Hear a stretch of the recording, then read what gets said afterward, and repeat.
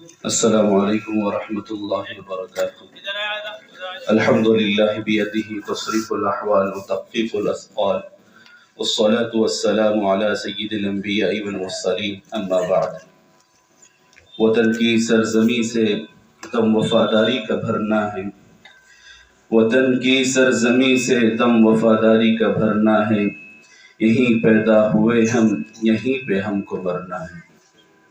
محترم و مکرم و معزز مہمانان گرامی، اساتذہ کرام، خصوصیت کے ساتھ اس ادارے کے صدر محترم، ناظم مدرسہ، طلبہ عزیز اور میرے دیگر عزیز دینی و ایمانی بھائیوں، سب سے پہلے اللہ تبارک و تعالیٰ کا شکر ادا کرتے ہیں کہ اللہ نے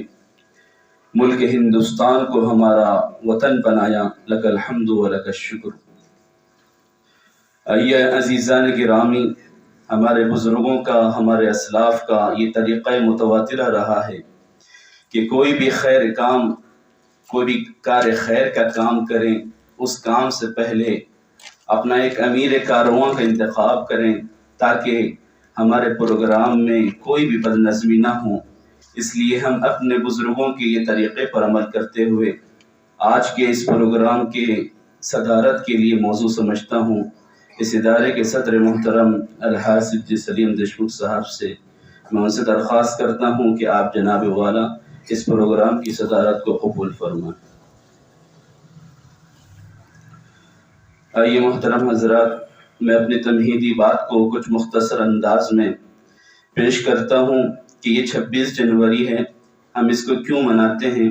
اس دن ہم لوگ جشن کیوں بناتے ہیں، اس کی وجہ تسمیہ کیا ہے،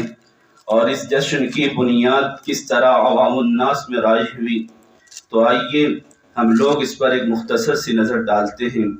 میں خاص طور پر طلبہ کرام سے درخواست کرتا ہوں کہ وہ میری بات بغور سنیں،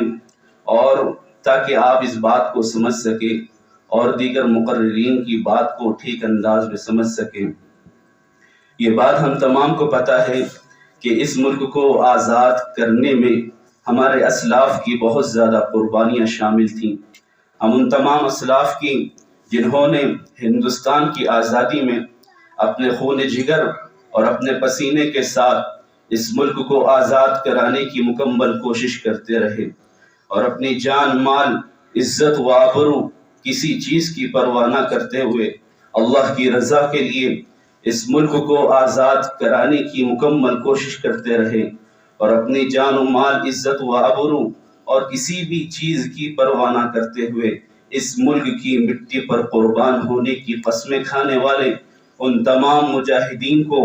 میں تمام حاضرین مجلس کی جانب سے خراج عقیدت کا نذرانہ پیش کرتا ہوں، اور جو لوگ اس ملک کو آزاد کرانے میں اپنی جانوں کا نذرانہ پیش کیا، ان تمام شہداء کو خراج عقیدت و تحسین پیش کرتا ہوں۔ محترم مہمانان گرامی و طلبہ عزیز،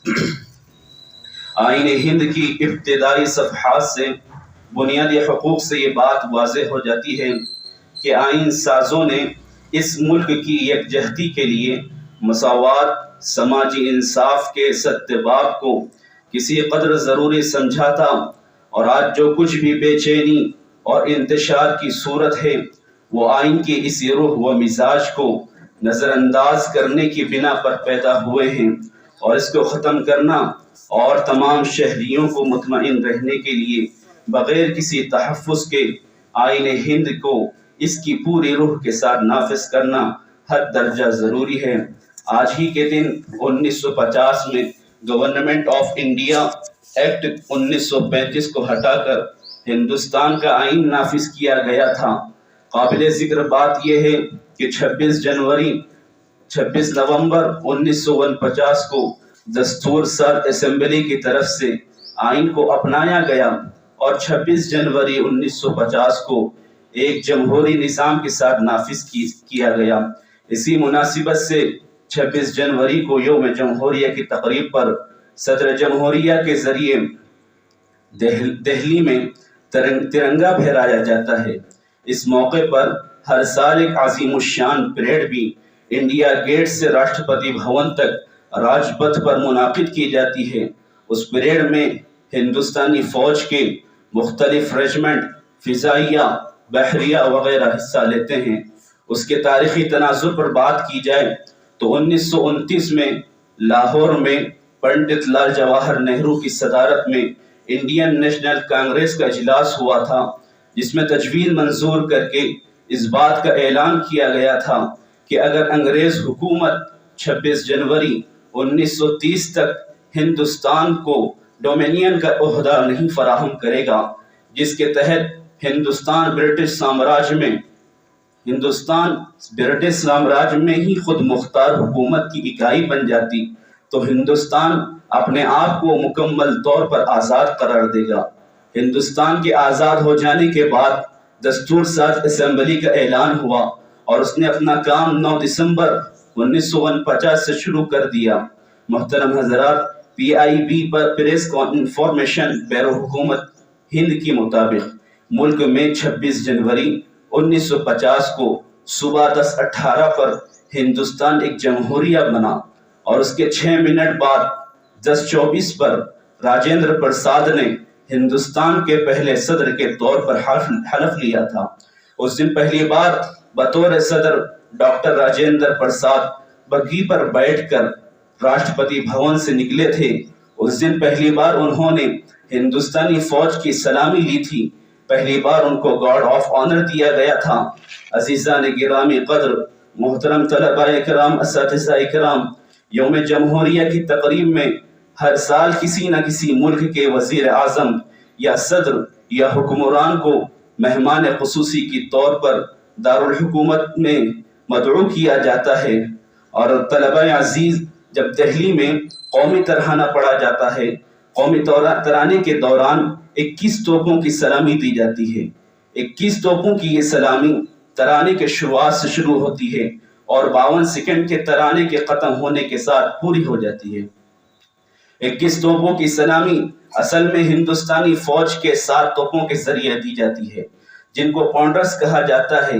ہر ایک توپ سے 3 راؤنڈ فائرنگ ہوتی ہے۔ یہ توپیں 1941 میں بنی تھیں اور فوج کے تمام رسمی پروگراموں میں ان کو شامل کرنے کی روایت ہے۔ مختصر یہ کہ اس جشن میں دیگر کئی ایک طریقے سے ملک کی طاقت کی نمائش کروائی جاتی ہے۔ وقت دامنگیر ہے، کم دامنگیر ہے، میری تمہیدی بات کچھ طویل ہو گئی ہے، اس لیے میں معذرت خواہ ہوں ہمارے مہمان اعظام سے کہ انہوں نے اپنی مصروفیات کو بالائے طاق رکھ کر اس پروگرام میں ہمارے اس ادارے کے طلباء کے لیے اپنا قیمتی وقت نکالا۔ اس پر میں آپ تمام کا، ادارے کے تمام ذمہ داران اور اساتذہ کی جانب سے شکریہ ادا کرتا ہوں۔ حضرات گرام سامعین، جیسا کہ آپ کو تاریخی روایات اور خود اپنے تجربات و مشاہدات کی روشنی میں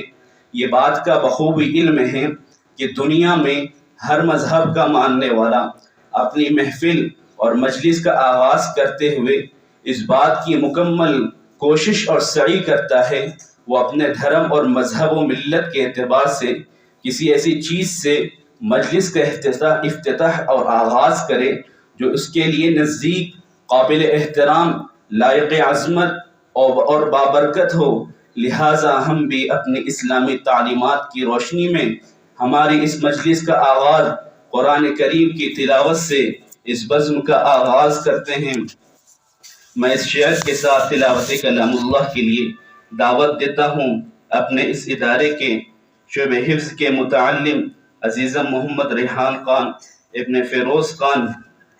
کہ وہ آئیں اور تلاوت کلام اللہ سے اس پروگرام کا آغاز کریں۔ آغاز ہو محفل کا قرآن کی تلاوت سے، آغاز ہو محفل کا قرآن کی تلاوت سے، مسرور دل مومن ہو قرآن کی حلاوت سے۔ محمد ریحان خان والمحمد فیروز خان۔